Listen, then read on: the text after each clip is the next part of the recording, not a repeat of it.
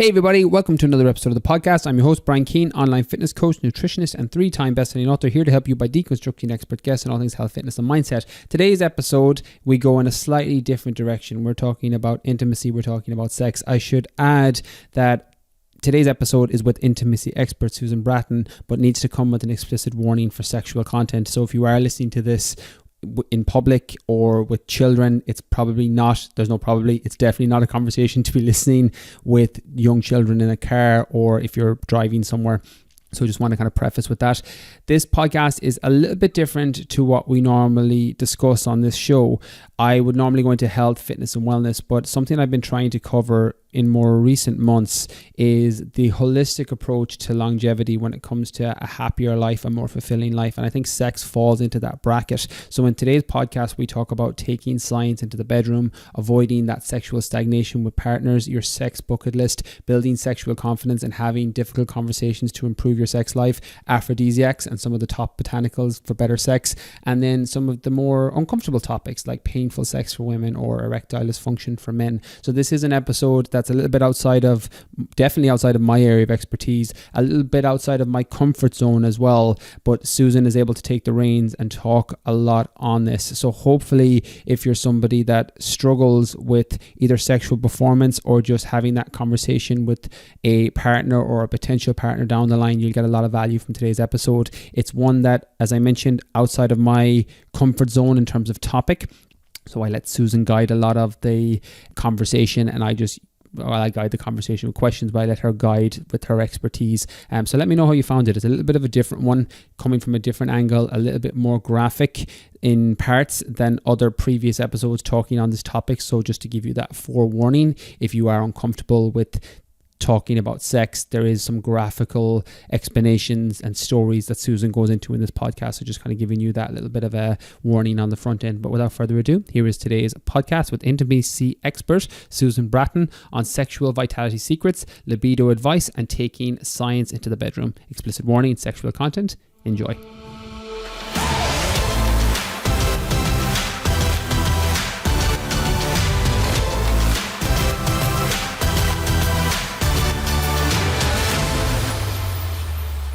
Hey everybody, welcome to another episode of the podcast. I'm delighted to be joined today with my guest, Susan Bratton. Susan is an intimacy expert to millions. She specializes in offering libido advice and sexual vitality secrets through her website, betterlover.com. As the co-founder of both Personal Life Media and The 20, she's an authority in intimate biohacking, natural solutions to boosting libido, and non-invasive treatments that improve vitality for both men and women. I'm looking forward to talking all things sex, health, and wellness in today's show. Susan, welcome to the podcast. Brian Keane, it is great to be with you. And you are the fastest intro reader of the world, and I love it because nobody cares about that. They just are like, what do you got for me today? And I especially with the topic. I feel with the topic, I can't put sex or sexual vitality into a podcast title and then spend 7 minutes on an introduction. Exactly. Let's talk your backstory before we get into all things sexual vitality, the secrets, the libido advice, taking science into the bedroom. Talk to us about that, where you got into this and how you got into this space, Susan. Yeah. When I was 42, I had a fabulous career in Silicon Valley with my husband. He had one too. We had a 6-year-old daughter. And after 11 years of being married, I was avoiding him for sex. He was super pissed off at me. He emotionally checked out of the marriage. We were considering divorce. We were watching all our friends get divorced. And we're like, this is bullshit. We're best friends. We used to have what we thought was great sex. What happened was I had intercourse with him for over a decade without ever having an orgasm from it. And I just got sick of doing it. It was just not satisfying for me. It was great for him, but it wasn't for me. And so we're like, all right, well, like any intelligent couple, we want to fix this. So how do we fix it? We went to therapists. We did a lot of personal growth. We read Radical Honesty by Brad Blanton, and we started just like telling our truth. And that was one of the biggest catalysts. And then we started going to sex workshops. And we learned lovemaking and intercourse techniques. We started, really feeling into our own sexuality. And it was practically like an instant transformation when we started being honest, we learned the sex stuff. We begin to understand what my husband wanted out of the relationship versus what I wanted out of the relationship, because I call it the platinum rule. The golden rule is do unto others as you'd have them do unto you. but you can't treat your partner the way you want to be treated. You have different needs, different roles, often different genders most of the time. And so you're just different people. So we started treating the other person the way they wanted to be treated, giving them the feelings they wanted to feel in the relationship. And we started doing this expanded orgasm practice. It's a clitoral stroking technique that allowed me to really get into, find my orgasm, and stay in orgasmic pleasure. We started having a lot of orgasmic pleasure together. And then over time, we did what I call crossing the gasm chasm, or closing the orgasm gap. And the orgasm gap is how easy it is typically for the male body and how much significantly harder it is for the female body to get to orgasm during intercourse. And I figured out one thing by one thing by one thing, exactly how to close that gap. And I started writing about sex techniques. We launched our company together because we were like, we got to put this on the internet. This was 17 years ago, 18 years ago now. It was 20 years ago that we went through this miraculous coming back together, this come together. And my husband and I, being both internet pioneers, were like, let's put this stuff online. And so for the last 20 years, I've been teaching people how to transform having sex into making love. I've been teaching passionate lovemaking techniques, bedroom communication skills. And then I realized that if the parts aren't working, that's not enough. That the third leg of a really great sex life is understanding how to keep your genitals in as good a working order as you keep your body and your brain. You know, it's just like it's all there. And you can't, bodybuilders are one of my biggest fan bases because they want the carpet to match the drapes. They want everything to be working really, really well. These are health-oriented people, and it's health-oriented people that have the best sex because their blood flow is good, their mind-body connection is good, they care about how they look and the joy and pleasure of their body. And often they're the people who are they come to me because they're like, I can do all those positions. I can learn all those skills. They're very personal growth mindset oriented. And your sexual pleasure and your sexual knowledge, that's a lifelong learning. So if you're growth oriented already and you're like, and I care about my sex life, you tend to find somebody like me who says, let me just teach you how to do it. And it's super easy to learn how to be a great lover. It doesn't take much. It's just a series of skills that add up to incredible bliss and pleasure and satisfaction and connection and oxytocin and all kinds of benefits that keep your sex span long so that your health span can be elongated. So you can live longer because you have great sex. Great sex keeps you young.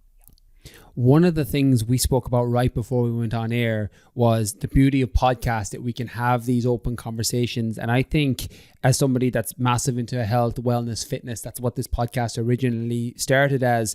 And over the space of the past 5, 6, 7 years, it's expanded into other areas of wellness, and sexual wellness is a massive one of those.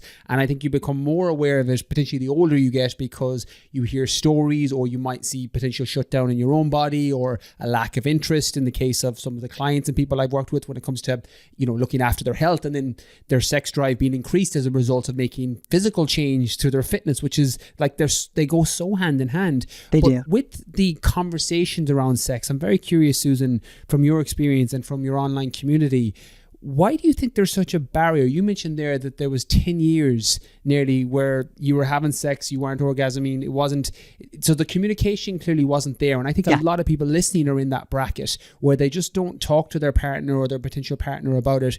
Why do you think there's such barriers? Is it because of the taboo topic? It's not being openly discussed and there's not as many podcasts speaking about it like this, which opens up the dialogue? Or what's your personal or professional experience when it comes to the barrier around conversations around sex? It's patriarchy and religion. It's shame. It's holding women back. It's tamping women down and controlling their bodies. And so because we don't, and that begat no religion, no sexual education. Our sexual education is fear-based. So all of these things contribute to the fact that Mostly people are just afraid. We're afraid of sex. We're ashamed of our genitals. We're afraid of our desire. We're afraid to speak up. And so what I like to do is I like to teach people simple things, how to know what you want and ask for it, how to understand how your genitals work, how to understand the difference between the masculine and feminine, because most of us are in heterosexual monogamous relationships, even if they're serial relationships. That's the most common, pair bonding, if you will.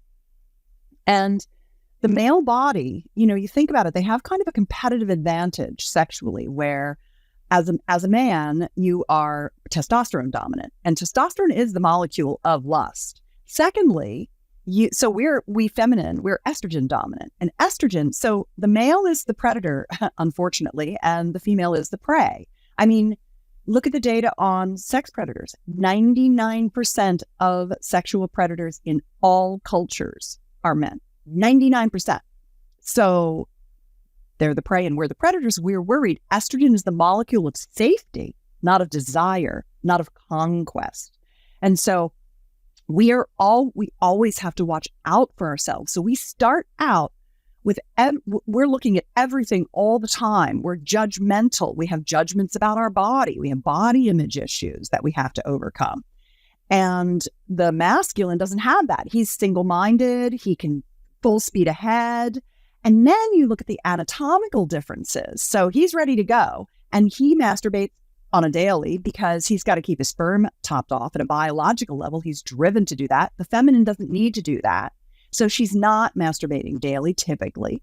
So she's not thinking about sex every day. She's on a 28-day cycle. And then go down right to the genital system. And I'm holding up a banana for those of you who might be seeing a video clip.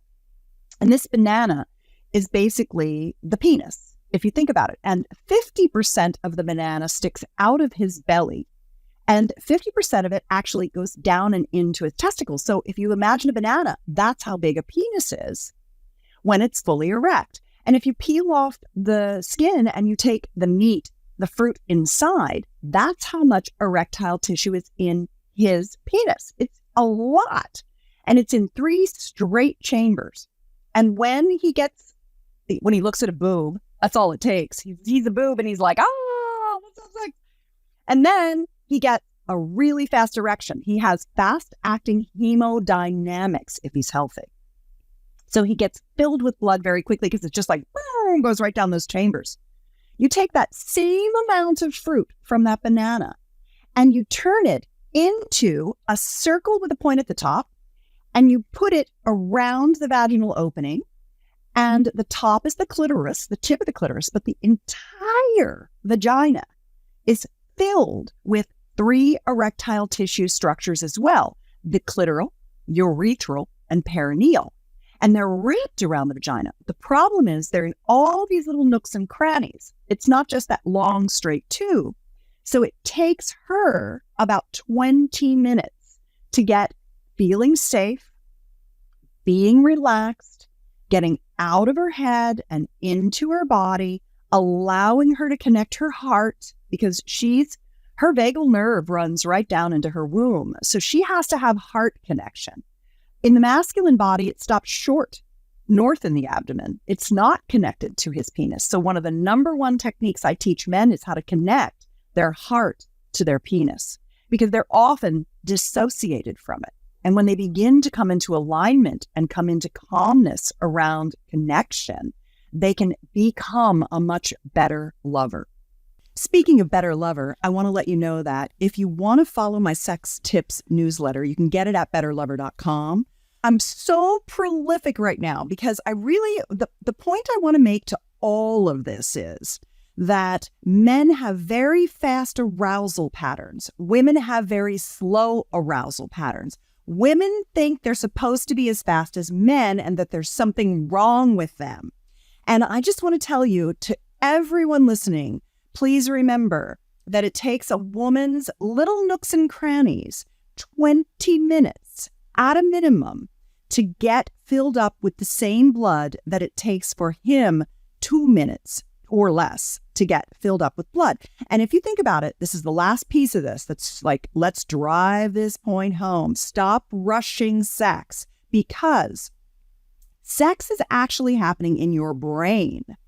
It's not necessarily happening in your genitals. That's a useless data if it doesn't get to your brain. And so you need to have full expansion of all of the vulva, the female genital system, for it. Imagine if you were trying to have sex with a flaccid penis. It doesn't feel as good because you don't have a big penis with a bunch of surface area that has way more signals being sent to the brain. When you touch a bigger penis, you send a lot of signals of pleasure to the brain. When it's small and flaccid, it can't process as many pleasure signals. It doesn't feel as good. It's harder to achieve orgasm. So same thing with women's genitals. The 20 minutes of kissing, breast play, full body touch, words of adoration and appreciation, touching her yoni. Yoni is the tantric love-making word for the female genital system, where vagina is just the inside and vulva is just the outside and doesn't really even consider the erectile function. I like yoni, Y-O-N-I, and lingam is the male version. That's the penis and the testicles and the perineum and the prostate, the whole system of pleasure. So when you orally pleasure it, manually pleasure it, long before you attempt penetration, and she can get a full lady boner, a clitoral, urethral, and perineal erection, then she's getting massive pleasure signals to the brain. And it's very easy to cross that gasm chasm, close that orgasm gap. So she's having orgasms the whole time you're making love to her, as well as you are, because as a male, you can learn how to separate your orgasm and ejaculation and become a multi-orgasmic man so that you can relax into your own pleasure, which triggers her pleasure, like a tuning fork. The vibration of your pleasure triggers hers too, and she needs that as well. So these are some of the things that I like to teach people exactly how to do so that you can get to this incredible mutual satisfaction, which was what I was missing in my marriage. And I have in spades now at 62, having the best sex of my life. Unbelievable. Hallelujah. And also, just to give context for anyone watching the video, you would never believe Susan is in that age bracket or even close to it. So just Good. like for those listening, you Thank won't you, know. Brian For those Keane. watching, yeah, you'll agree with me completely. You put up an Instagram clip and it was a reel, and I love the language you used here. It was on 2 tips to unlock a woman's sexual desire, and you talked about the woman's arousal ladder and how that moves more slowly than a man's. Exactly. Can you explore that for us? Because that language, I think it's something particularly older men that are more sexually experienced have probably experienced.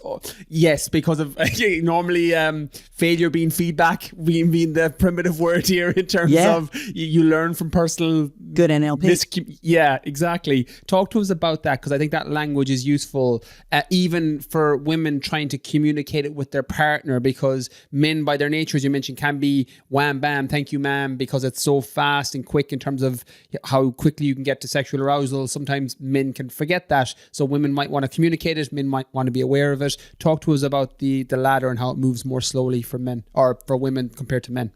Well, I always think about the average typical type of sex that people are having is very intercourse focused, and I call it grab a boob and stick it in.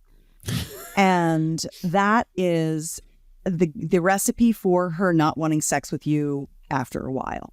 When guys come to me and they're like, how do I get my wife to want me for sex? I say, give her the sex that makes her want you.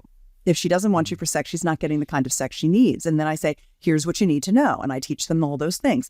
So let me tell you, I had sex yesterday, and this is just one example of a sex date. And one of the things that happens for me now that I have more sexual confidence, more sexual skill, and more sexual ability to communicate my needs is that it becomes really exciting to have sex with someone who has these skills, because you never know what's going to happen. That it creates this level of variety that is much more exciting.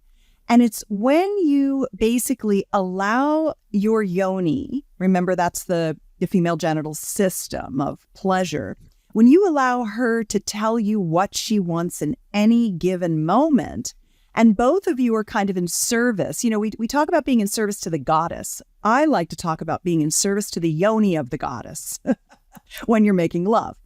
So yesterday, first thing that I did was I asked my boyfriend to give me a yoni massage. Well, no, very first thing I did was I asked him to rub THC pain cream into my lower back because I used the ARX, which is this really cool new machine I want to tell you about. And I strained some of my back muscles, and I can't relax into my pleasure if something hurts. So usually because I work out every day, something is always hurting me because I'm a blonde barbarian. So I'm always like, how much can I do? You know, and sometimes I get a little carried away because I'm trying to massively increase my strength right now. This is what my focus is on. So he rubs pain cream into my back and my shoulders. And then I say, I would like to have a yoni massage. And he's like, great. So we get set up for the yoni massage. And it just felt so comfortable, so natural. I just went with what I wanted to do. And what I found is that when the woman leads, the man feels relaxed and comfortable because he knows she's getting what she wants. And he doesn't have to worry that he's wanted or that he's forcing her to do anything. That it's just, and then she's getting exactly what she wants in that moment, which is always different. And so I find that to be a really great way to kind of ease into things and to warm up the yoni and to get her really going and to have a really fun time.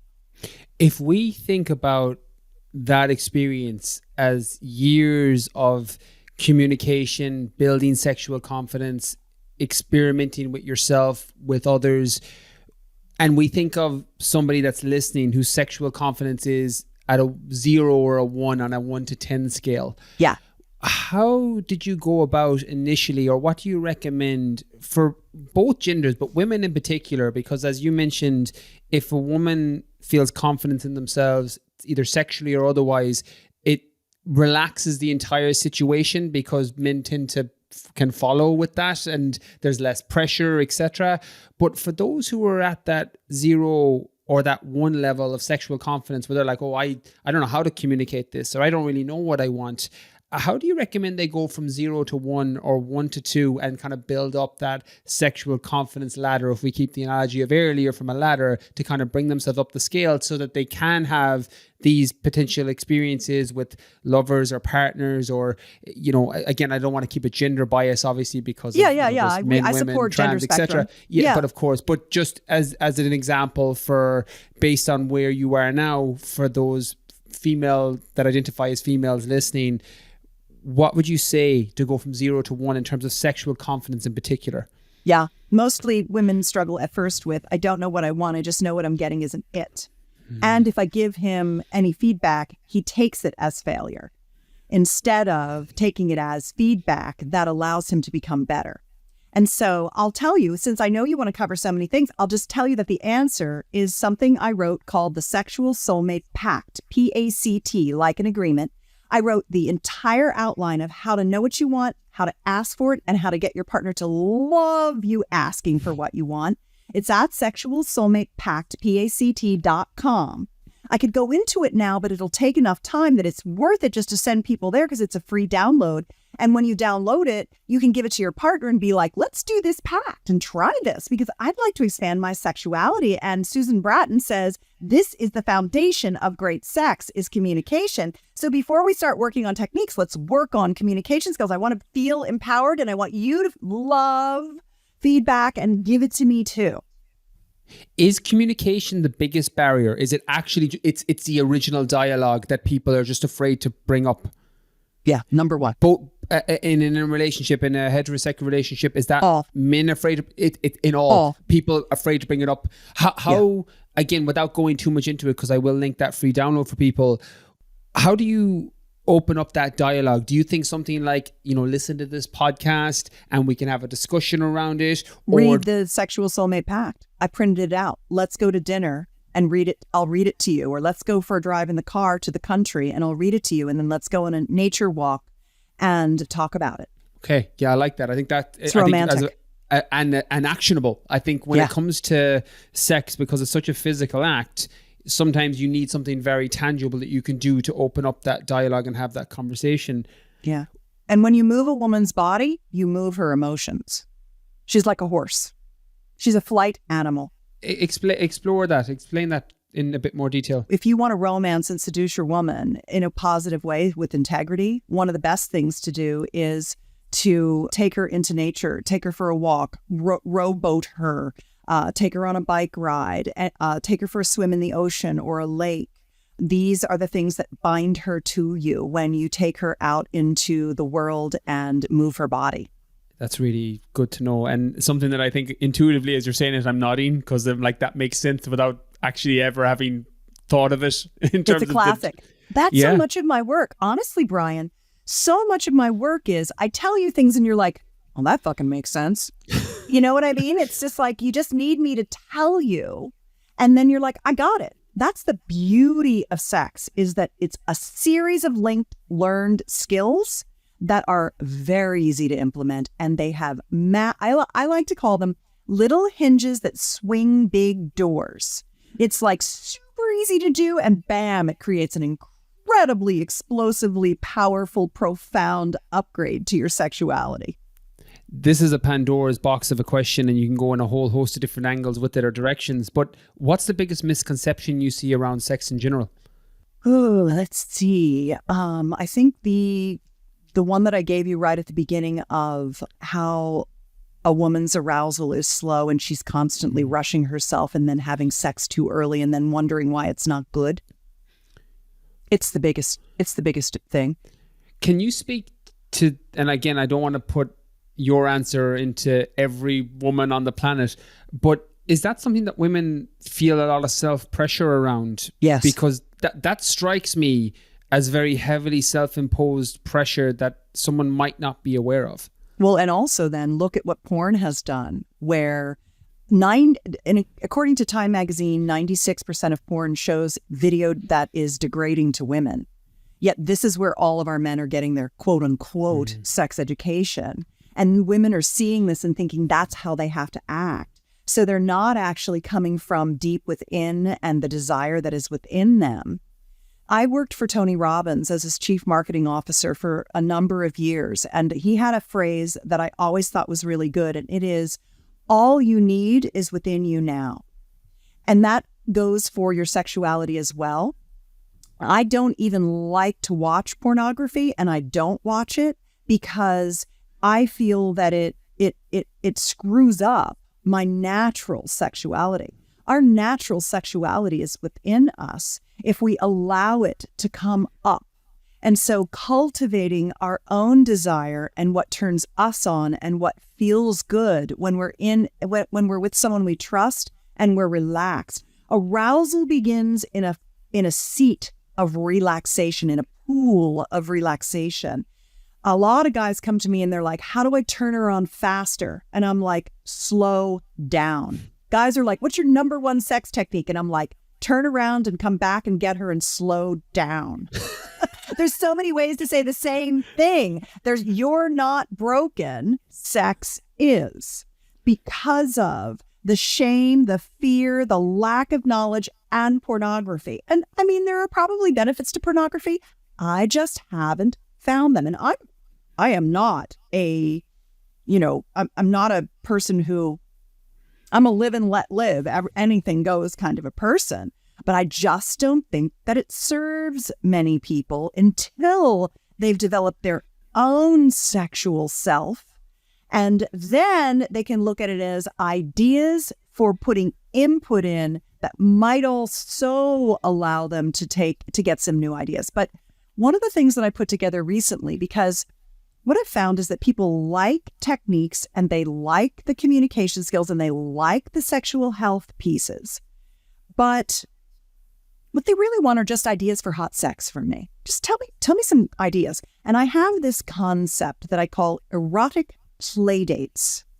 And erotic play dates are fun things you can do in the bedroom together. And they come from a foundation of learning how to have the 20 kinds of orgasms that all bodies can have, the different concepts of reverential and sensual sexual experiences. And so I put together something I call the Sex Life Bucket List. It's at sexlifebucketlist.com. It's a downloadable PDF that has 48 erotic play dates, none of which will gross you out. There's a lot of stuff online where you download sexy ideas or checklists or things, and it's like, I think I'll pass on getting shit on. You know what I mean? Like, why did you even put that in there? That's disgusting. Like, I don't want to have an erotic play date with my partner where we download this thing and we have to talk about the fact that we don't want to pee on each other. Like, that's, you can come up with that stuff yourself. What I like to do is I like to teach sensual, erotic, sexy ideas of things you can try. And so it's a downloadable checklist. I'd love for you to do it and let me know what yours are, because I always love to hear what people want and what's sexy to them. And you essentially mark each of the 48 things with an A, a B, or a C. And I have a video that comes with it that you watch as your first erotic play date if you're partnered or solo. And I explain what all 48 are and kind of how to do them. And then you mark A's, I definitely want this on my sex life bucket list. B is, it wouldn't be on my sex life bucket list, but if you wanted to do it, I would totally do it with you. If that's your fantasy, I'm down to try it with you. C is, it's not for me right now. Never say never, because when you used to go, why would anybody want to be spanked during sex? And now you're like, I'm masturbating to ideas of getting spanked. Wow. You just evolve. There are things that over time become appealing to you that didn't used to. You are sexually maturing every single day. If you have intention on it, it works even better. And so then you compare your lists, and then you end up with all these A's that are these matches, and you just start, okay, Thursday, let's try a lingerie photo shoot. Okay, that sounds really fun. And then you have something to look forward to. You're texting each other about it. Maybe you're buying her some lingerie or some sparkly stripper shoes. And, and maybe that's not at all what she wants to do. Maybe she wants to learn how to have a G-spot activation and female ejaculatory orgasms. And, so whatever, or he wants to have prostate blended orgasms, or, whatever it is, it gives you a bunch of ideas. So I really like the Sex Life Bucket List because it gives people great ideas that are very classic, but beautiful and fun and sexy. I think for those that are potentially sexually stagnant, what I love about the sex conversation is it's so close to fitness and weight loss and fat loss, because it's so easy to become stagnant in areas of life. And sometimes when someone comes to me and says, I'm fed up of running or lifting weights or training, I'm like, okay, well, you should set a new goal now and you should do something different and move your body in a different way. Let's go flip some tires. Exactly. And sex is the exact same. It's the equivalent of that I'm feeling a bit stagnant in this, and something like that bucket list can just potentially move it and progress it forward again. Ignite, the perfect word for it. Yeah. Something I want to unpack is, and this is, again, I'm so biased here, so apologies for everyone listening that doesn't geek out on nutrition like I do, but aphrodisiacs are something that I'm curious about, because nutrition is my background, sports nutrition in particular for body composition and performance, but something I don't have a huge knowledge around, with the exception of things like oysters and steak and precursors of zinc for testosterone for men, which I know for performance, which has an impact on sexual health, but it's not my area. Aphrodisiacs, is that something that there's science around? Is it legit? And if so, what kind of foods can we eat so that we can ensure we're getting that pleasure that's potentially enhancing our sex life? Yeah, thank you for asking that. It's legit, because most aphrodisiacs work on either hormone precursors, neurotransmitter precursors, or they work on blood flow. Those are that's the nexus of your sexual health is vascular expansion. So you can get the blood flow into your genitals so you can plump it up so you can send massive amounts of signals to your brain. Or it's supporting your testosterone and estrogen production, supporting oxytocin production.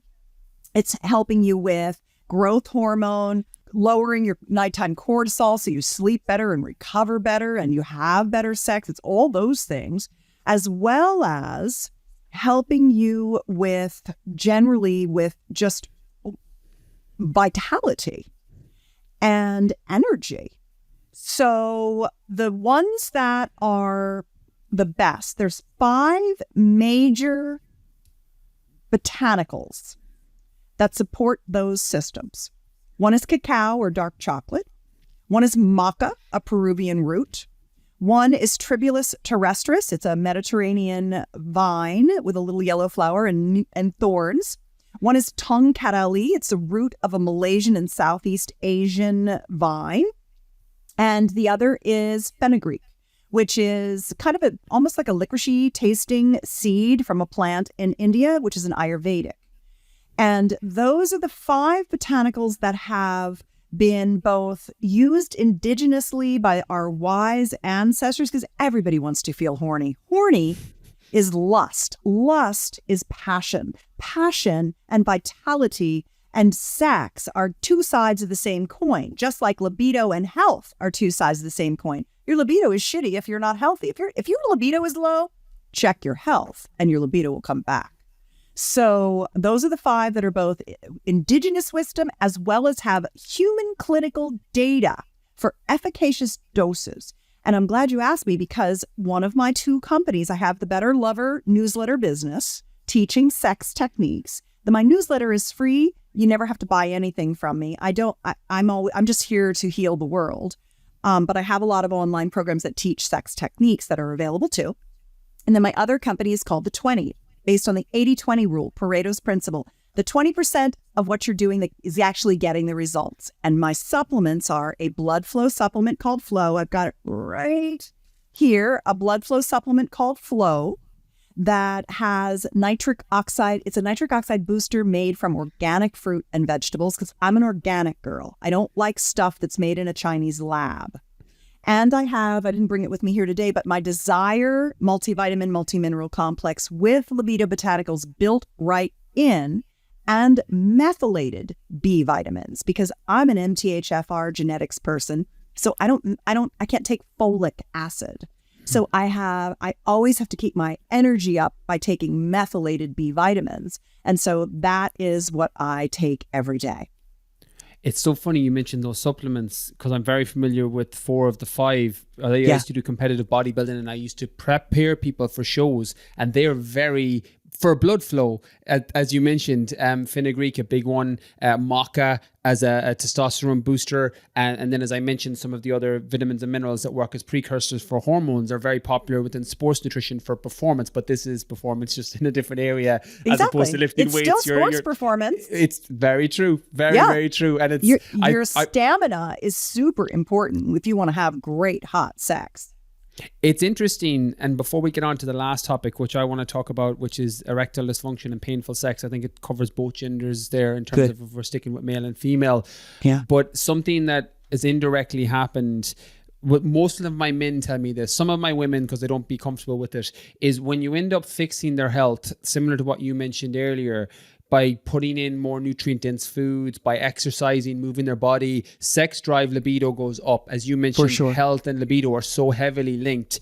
And it's a lot of my men will tell me this, because it's kind of nearly a badge of honor amongst men. They're like, man, my sex drive has gone way up since I've been working with you. And I'm like, perfect. That wasn't the goal, but I'm delighted that's happened as well. It's a nice little side benefit of what we're working towards, because ultimately it's that holistic approach that you want people to have when it comes to life fulfillment in all areas, whether that's fitness or their sexual life or wherever it is. But I want to touch on painful sex and erectile dysfunction. I think these are 2 things that are very common. Now, I've been fortunate, touch wood, up until this point. I've not had a major issue, particularly with the erectile dysfunction side. A little bit of low sex drive when I used to compete in bodybuilding shows. My testosterone used to be so low that I just had zero desire, but that It's been my kind of biggest issue with it. The only issue I ever had with erectile dysfunction was when I was taking pre-workouts and I had too many stimulants in my system where I physically couldn't. And then when I removed the stimulants, that problem went away. Something that was really embarrassing in my 20s when I was, for all intents and purposes, really healthy otherwise. But painful sex for women is something that's also quite common. Yeah. And again, they're both Pandora's boxes and whole podcasts in themselves. No, I'm pretty efficient about it. Okay, well, let's talk about how people can maneuver around that if they're struggling with either, because I think that covers probably 80 to 90% of problems that people might have sexually. Yes. So I like to consider myself a sexual biohacker. Biohacking, it comes from the longevity world, and it's about living longer and increasing your health span. And what I like to do is teach people how to increase their sex span as well, to have sex until the day they die. Because if you look at longevity, if you look at the Dunedin Pace report, it's a long-term longevity study done in New Zealand. And they said that there are 4 quadrants to longevity. One is grip strength, which is indicative of overall strength. One is balance. You've got to be able to keep your balance so you don't fall and hurt yourself and die, And then the other is cognitive function, staying mentally sharp. And the fourth is how you look compared to your cohorts. What you look like on the outside is what you look like. It's a reflection of how healthy and young you are on the inside. There was a study done in Europe. 2,500 people were shown pictures of people between the ages of 18 and 80 and asked to guess their age. And there was this group of people that everyone guessed to be 10 years younger than their actual age, approximately 10 years younger than their actual age. And they could not figure out, they called this group the super young, and they couldn't figure out what the common denominator was of these people until they finally had a eureka moment and said, these people have intimate relations 3 times a week or more.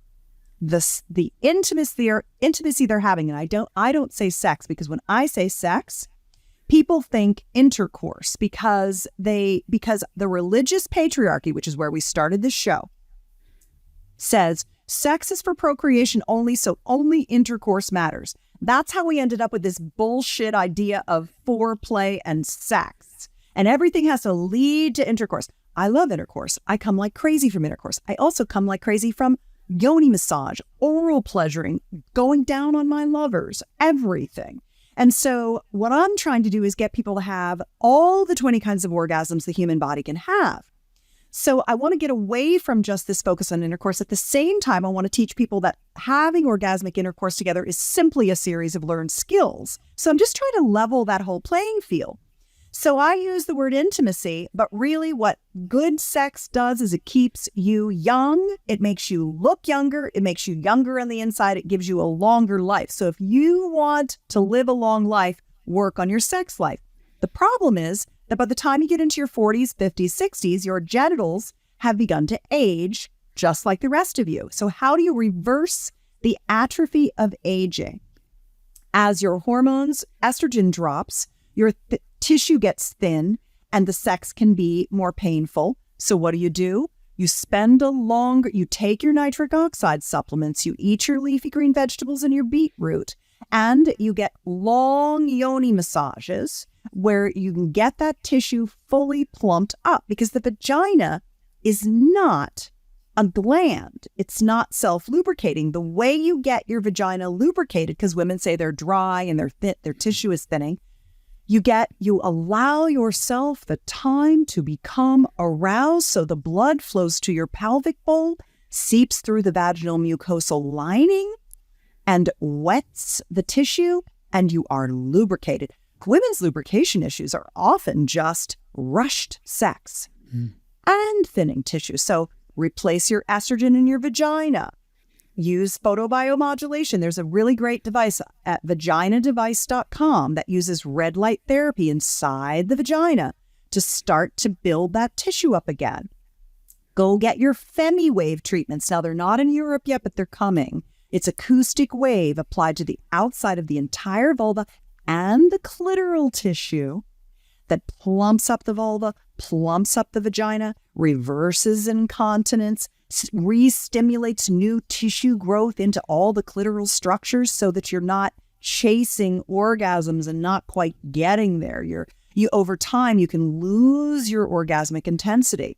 Look at things like PRP, exosomes, stem cells. They're great too.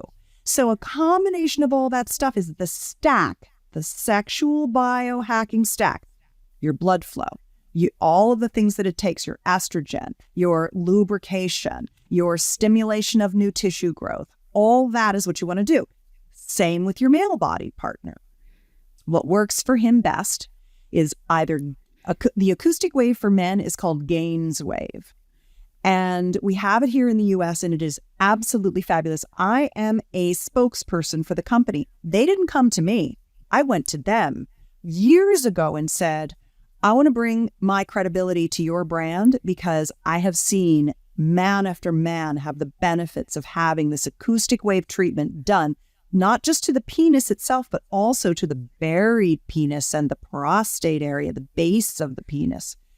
And what it does is stimulate new tissue growth. You can add PRP, stem cells, exosomes to that. But the single thing that a guy should be doing in addition to nitric oxide boosters, once you're over 50, by the time you're 50, you have half the nitric oxide production you used to have in your 20s. And what you want is to keep that blood pumping into the penis, pumping into the clitoral tissue, into both the male and female body. And that's what happens is the blood flow diminishes, the capillaries retract. When the capillaries retract, the nerves retract because they don't get the blood innervation that they need. So you start to you get less sensitivity. You have trouble achieving orgasm. You get a less firm erection. All the veins go away. You've got this wet noodle that you can't do anything with. And so Gaines wave, penis pumping. I am, believe it or not, somehow in the universe, I ended up as the queen of penis pumping. I have a book. It's called The Pump Guide. It's at pumpingguide.com and it's free. It's free download. This is the printed version. You can get it on Amazon, but just download it for free at pumpingguide.com. That explains exactly how to use a vacuum erection device. And ladies, if you have a man who is 40 or older, you want to encourage him to do penis pumping. I call it self-care down there. Just like you have to take care of your vulva and vagina, he needs to take care of his penis. So you have a hand pump or an electric pump that's attached to a cylinder, and there's many, many sizes of cylinders. You put this on the penis, and when you pump, it takes the vacuum it takes the air out of the cylinder, pulls blood from his body into the penis, and starts to build back all those capillaries and build the blood carrying capacity of the penis. The thing that's important to know, there's two things that I have to tell guys. Number one, if you bought a Chinese novelty item from an adult store, tried it 3 times and thought, this is shit, it doesn't work, it's because you did not get a good quality pump. I have a pump I recommend called the Whopper at pumpswork.com, because guys are always like, what pump do I get? And I'm like, this is the pump. And in the book, I outline the 24 reasons why this is the pump to use. There's a lot of things. And then the number 2 thing is it's exactly like bodybuilding. It is progressive overload. You cannot do it. You do not pump every single day or you won't get the gains. You must have recovery and you must not over pump and blow out your dick. You have to follow my protocol on page 40 in the pumping guide. So, because guys, you know what they'll do? They'll be like, how can I get my dick twice as big by Friday? I can take the pain. And it's like, don't be a friggin' idiot. Number 2, do not send me any penis pics to my Instagram because I will get shut down. And I have worked so hard to grow that. I'm happy to look at your penis, happy to assess it, happy to give you feedback on how to pump for what you could have, or is everything okay, or what could you go for? But you have to send that to my OnlyFans. My OnlyFans is at Steamy Sex Education, onlyfans.com, Steamy Sex Education. That's where I can take penis pictures with no, repercussions. And guys need to know if they're okay. They have a lot of shame and they're not sure what to do, and I can help them do that. So I do that literally every day. I get dick pics, and I don't mind because it's just part of our body. Penises are beautiful. Vulvas are beautiful.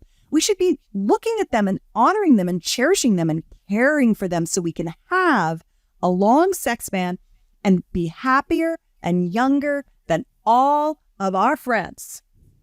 I love that. I think that's such a great way to wrap up, because Susan, that aspiration to be in your 50s, to be in your 60s, and to have an active sex life and keeping yourself young through that, because it's so easy to have that misconception that it's just something that stops happening as we get older. Yes. And I think this conversation opens up that dialogue for people and makes them shift the perspective as the same as you don't have to become overweight when you get older. You don't have to become unhealthy. You don't have to have zero sex or bad sex as you get older. So I think it's a perfect finish. And you've mentioned there the OnlyFans, the Instagram page, which I'll link, the free downloads, all of that will be in the show notes.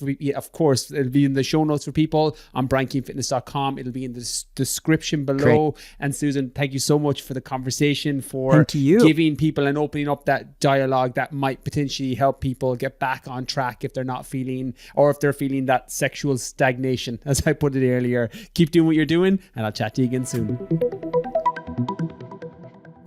So there you have it. Intimacy expert Susan Bratton on sexual vitality secrets, libido advice, and taking science into the bedroom. This is a very different episode to normal, probably a little bit more graphic than normal, and in terms of content it's skewed a little bit more towards obviously sex than health, wellness, fitness. So I'm curious to let me know how you found this one. Definitely hit me up on Instagram DM. Are these podcasts that you enjoy? Are they ones that you share with friends or family members, or maybe not family members but loved ones or partners or potential partners? I'm very curious. Or is it a case that you're like, you know what, these topics aren't for me. I like the health, the wellness, the fitness. All the feedback helps me, whether it's positive, negative, or neutral. I use it all to help me guide where the podcast goes.